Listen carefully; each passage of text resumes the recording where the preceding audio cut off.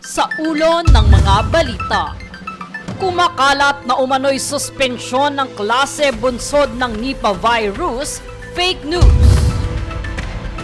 Aumento sa presyo ng produktong petrolyo, umabot na ng piso kada litro.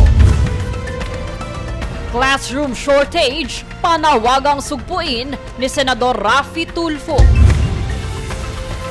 Senate resolution para sa pagtatanggol ng soberanya ng West Philippine Sea isinulong. Higit 70 pulis sa BARM na umano'y sangkot sa hazing, sinibak sa pwesto.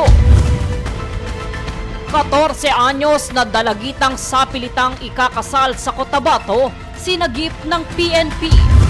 Katas at pantay na balita, komprehensibong ulat para sa pulso ng masa. Ito ang Newsful.